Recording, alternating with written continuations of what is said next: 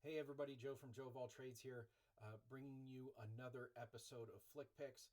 I picked this film because it's got some current relevance as it relates to some, the people who are involved with the film, and they're involved in some pretty big stuff right now. So that's why I wanted to cover it. Just wanted to reiterate on Flick Picks, we're covering movies that I think are good, that weren't necessarily critically praised or big hits at the box office when they were released. So what are we doing today? We're doing 2013's Out of the Furnace, starring Christian Bale, Casey Affleck. Really a phenomenal cast. I'll get into that in a little bit. But the reason why I want to cover it today is if you like Task, that's currently a huge hit on HBO, or you are interested about Deliver Me from Nowhere, the new Bruce Springsteen biopic, the gentlemen that are involved in those current projects were involved with Out of the Furnace. And I'll jump into it. So it was distributed by Relativity Media. They're kind of a prominent indie house, similar to IFC's Open Road, that sort of thing. The producers, there's many producers or several producers on it, but you might recognize the name of a couple of them: Leonardo DiCaprio and Ridley Scott. So it was written and directed by Scott Cooper. It was co-written with Tom Inglesby. So who's Tom Inglesby? He has also wrote on The Way Back, the Ben Affleck high school basketball movie, Mayor of Easttown, and Task. Obviously, Mayor of Easttown was phenomenal miniseries, and Task is too. What I'm hearing is that I don't know if there's going to be a second season of Task, but I think it, as a standalone one season miniseries, whatever you want to call it, it's been pretty phenomenal. Scott Cooper was kind of a former actor, had several small roles, but he's more prominent as a director. He's known for directing Crazy Heart with Jeff Bridges and Maggie Gyllenhaal, Black Mass with Johnny Depp about James Whitey Bulger, Hostiles, that was Christian Bale starred as a like an officer in the army fighting Native Americans in the late 1800s. And then obviously he's directing Deliver Me from Nowhere, the upcoming Bruce Springsteen biopic. So if you're interested in either Scott Cooper or Tom Inglesby, I think I would recommend you watching this film because a lot of the things that Tom Inglesby can write really well about, which is kind of depressed areas, especially in Pennsylvania. This movie hits that on the head. So yeah. So want to jump into the cast. I mean, this is a star-studded cast. It's as good as any cast as you could possibly have for any movie. Normally I say what these people are also known for, but there's several people and they're known for, who they are. So we got Christian Bale, Casey Affleck, Woody Harrelson, Willem Dafoe, Zoe Saldana, Sam Shepard, and Forrest Whitaker. It's just a murderer's row of actors and performance and quality talent. Budget was $22 million. Box office was $15.7 million, so it did not make its money back. That does make it Flick Picks eligible. And not only that, I saw this in the theater, and I remember seeing the trailer for when I went and saw another movie. I was so excited when it came out, and it just didn't get the praise that I thought it kind of deserved. And I'll get into the critical reception here in a little bit, but just basically, the talent was better than the story. So I still recommend watching this movie, even if it's just for the performances. But I personally like the story. I think there are certain details about it that I think are very realistic. And this isn't like an action movie like Lethal Weapon or Die Hard or something like that.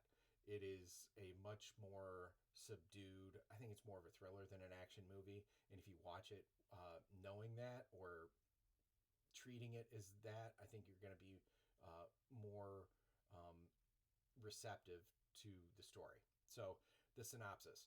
Basically, Christian Bale, he works a dead end job in a steel mill. His younger brother is Casey Affleck, a veteran who incurs debts that have caused him to get entangled with a criminal element, and that is headed by Harrelson.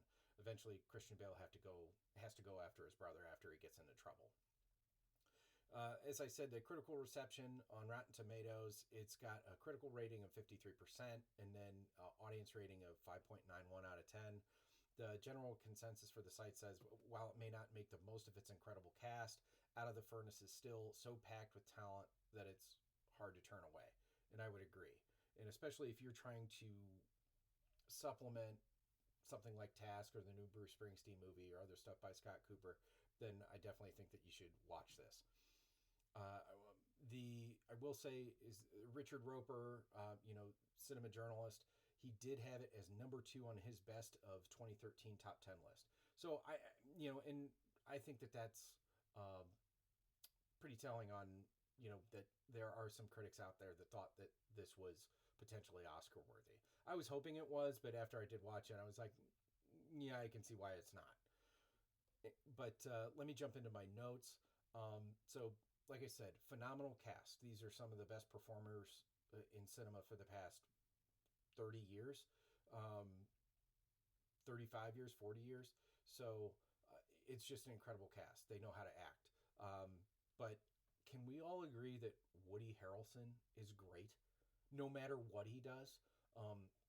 Drama, comedy, good guy, bad guy, shady guy, whatever. He's an incredible actor, but god damn, he's good at playing someone who is evil. And he does that just perfectly in his role. I mean, he's just such an evil person in this movie. You have no idea what he's going to do. That's why he's scary. I mean, he's a legitimate scary guy in this movie just because he's so unpredictable. I would compare it to maybe his performance as like the head military guy in War for the Planet of the Apes, but that his character in that film was much more structured, whereas he's kind of flying off the handle in this film. Willem Dafoe, just probably one of my favorite, top 4 favorite actors. Willem Dafoe, Joaquin Phoenix, Philip Seymour Hoffman, Gene Hackman. That I need to think somebody for my top 5, but that's pretty much my top 4. But Willem Dafoe plays a sweet but still kind of shady guy. This film has an interesting dynamic as Dafoe's character rests in the middle of a spectrum. On one end is Christian Bale, on the other end is Woody Harrelson, good guy, bad guy, and Willem Dafoe is kind of just this like buffer in between, and it's a character piece that isn't present in a whole lot of movies, especially when it's good versus evil, that bad guy, good guy, that sort of stuff. Kind of gives me a vibe of maybe like Lando in Empire, especially if you are of the side that does not like Lando in Empire. You might fall in with that. This movie is bleak. It's depressing. It takes place in a depressed steel town. However, I do appreciate what both the production team and the cast are trying to do, which is highlight this part of the world that is trying to rise from the ashes. It took place in Braddock, Pennsylvania, and at the time, the mayor of Braddock, Pennsylvania was John Fetterman, who's the current senator for Pennsylvania.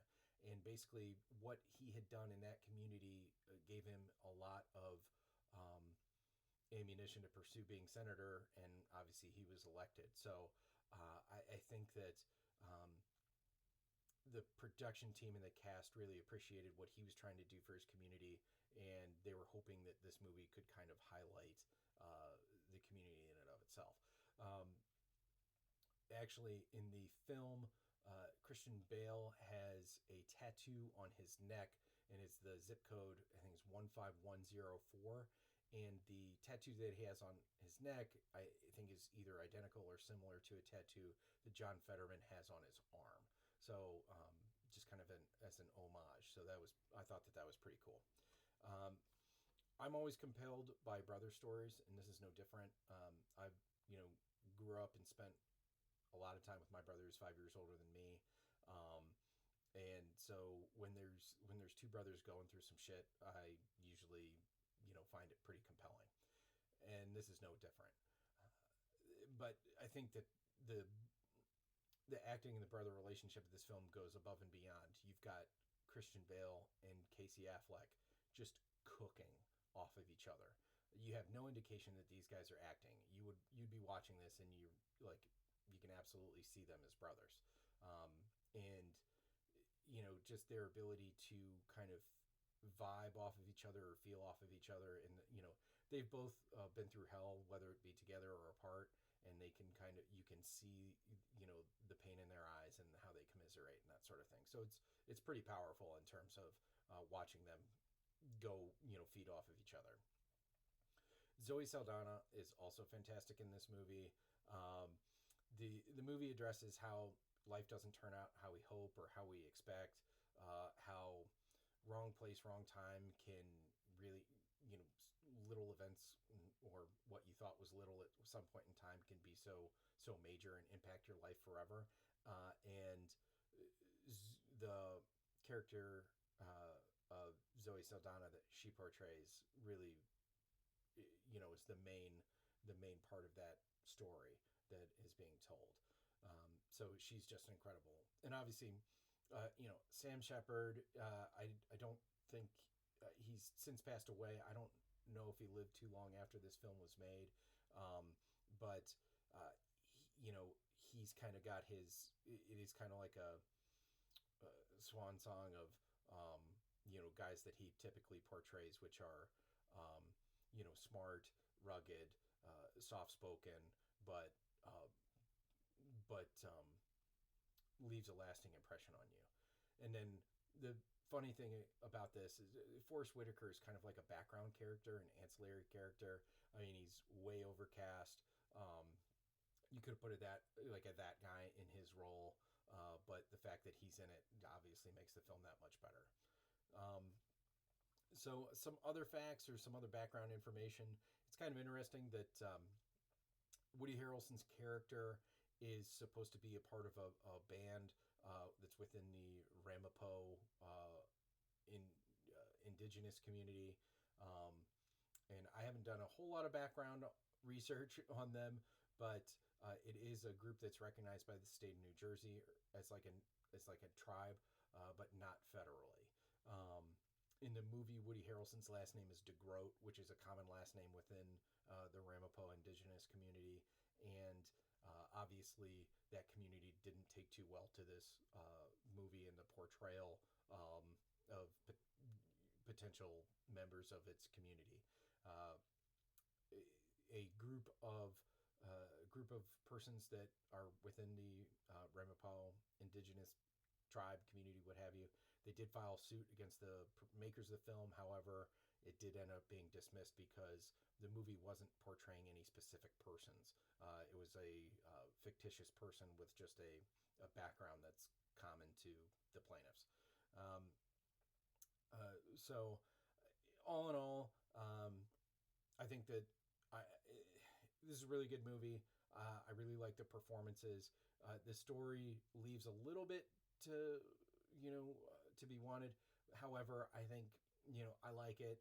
I felt it was just a smart movie, and you don't really see that anymore in terms of lower budget, good story, decent action, but it's also pretty realistic and not over the top. So all in all, I like this movie a lot.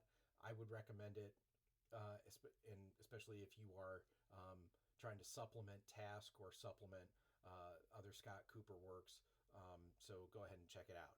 It's currently streaming free on Plex, which is a little bit lesser known free streaming service. It is free, like Tubi or something like that. But this movie comes up often on other streaming services, and as I continue to work on these Flick Picks episodes, I'm figuring out that a lot of these movies that I'm covering that didn't make money, they do make their rounds for free on streaming services because they're obviously trying to make their money back. So go ahead and check it out. If you like this video, please like, comment, share, subscribe. Like I said before, if you watch the movie and want to give me some feedback, absolutely leave it in the comment section below. And then also, if you want to make a recommendation on something that I'm going to cover on FlickPix, feel free to do that. FlickPix, what I'm really trying to do is highlight movies that I think are that may have gotten poor critical acclaim upon their release or weren't successful at the box office, and they're revisiting them, or as time gone on, people are learning or kind of rethinking that this is actually a pretty good movie, or it's got a great story and great performances. Sometimes there aren't, a movie isn't great, but the performances are, and that's worth watching. So that's what I'm trying to do here.